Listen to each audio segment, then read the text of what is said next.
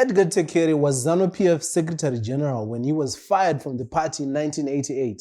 He went on to form his own party, the Zimbabwe Unity Movement, and ran against ZANU PF in the 1990 elections. He lost terribly, despite having been arguably the second most powerful person in ZANU PF. In 2008, Simba Makoni ran as an independent candidate against ZANU PF. It was the last time we heard of him. Prior to this moment of madness, Makoni wasn't just some random guy. He had been the youngest minister in post-independence Zimbabwe. He would later become the Minister of Finance, and everyone knows you can't rig elections, allegedly, without involving the Minister of Finance on some level. It can't. It can't. In 2018, former Vice President Joyce Mujuru also ran against ZANU PF. The less said about that, the better. I don't even remember the name of a party. But I think it had people in there somewhere. During that same election, Ambrose Mtiniri, boasted by a very bitter and shameless Robert Mugabe, also ran against ZANU PF. He shouldn't have. You would think a former Brigadier General would know how to navigate an election, right? You're wrong. How is it that all these high-ranking party and cabinet members leave ZANU PF bitter and disgruntled, and yet still fail to put a reasonable dent into ZANU PF's election fortunes? Is it that stories of alleged voter rigging have been grossly exaggerated and ZANU PF actually wins elections fair and square? No. We're going to try and answer this question as simply as we possibly can. And don't worry, it's not going to take 234 pages either. Ladies and gentlemen, war vets and unfocused youth, welcome to another episode of Propaganda with Kandoro.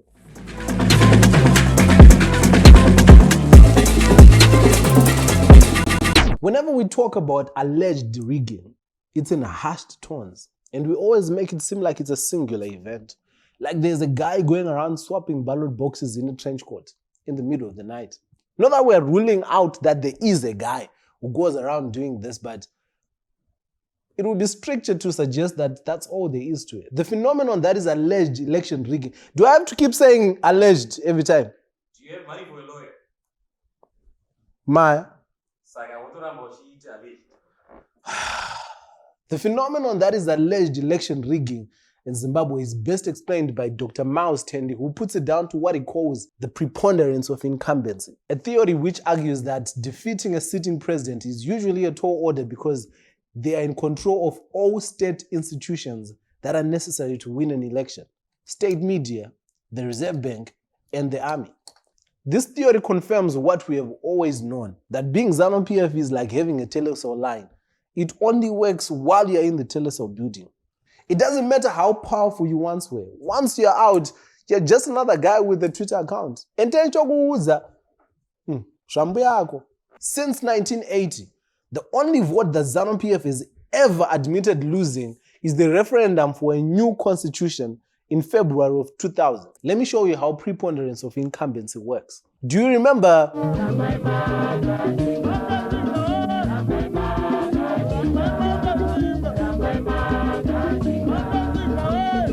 That was just state media flexing its muscle. Even though we can see right through the propaganda, it doesn't diminish its effectiveness in the slightest. Anytime ZANU PF does anything, even opening a bin in Rusape, it will become the main story on the 8 o'clock news. Meanwhile, opposition parties only get that same attention when they are being made fun of. It's not by accident, it's by design. The same goes for the consistent embellishments we see in the Herald or any other state-associated print media. You spend days, weeks even, huffing and puffing on Twitter, suing for defamation. But these guys know Kuti, Tobias in Verichena will never see that rebuttal. ZANU PF has personalized state media to the extent that when Makosini Hlongwane, a former ZBC reporter, suddenly became a ZANU PF MP in 2013 and Minister of Sport in 2015, no one batted an eyelid. We were actually jealous. Apinda machena. Another way to secure electoral success is by making sure the cost of participation is too high. In the past 3 years, the MDC alliance has been in court every other week. If it's not about the party name, it's about the party headquarters. If it's not about the party headquarters, it's about party funds. All these court hours cost money. Money they don't have. I'm sure by now, even their lawyers give them a discount because they know which are next week he'll be back. More important than money, they cost the opposition time. Time that could be used working on party strategy. Time they would definitely never get back. This is a strategy that has been used time and time again to grow fissures within the opposition movements. And like clockwork, people start fighting. People leave.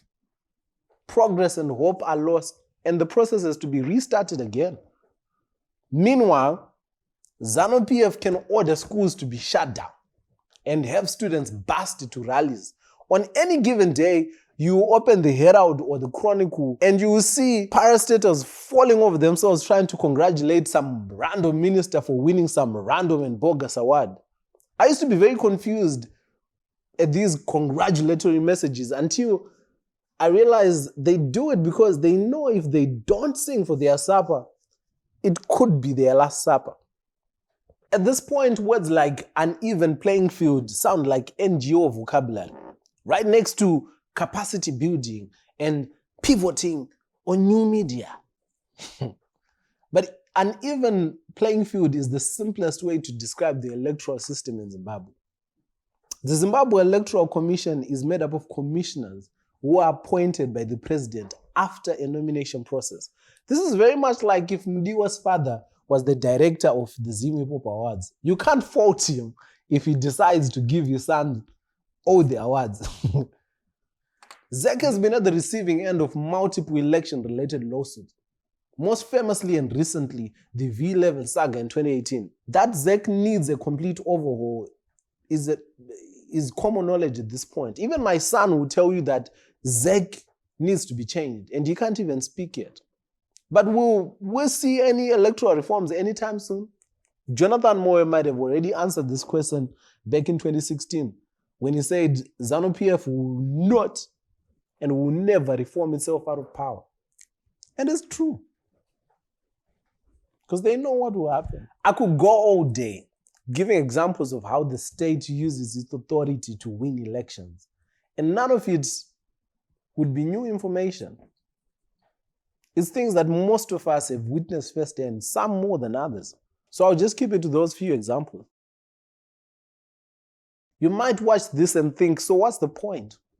Why should I still participate in an election that seems to already have been decided? Well, the answer is right there in your question. It might seem like it's been decided already, but it's not. That's why you're seeing all this effort that is meant to distract you. You should participate because you know the truth, and no amount of propaganda can change it. You should register to vote because of all the things we've spoken about today. Because your vote might be the one that allows our children to live in a society with better politics. Politics that allow for genuine development and not posturing. Politics that celebrates innovation and diversity. Politics that respects differences and individuality.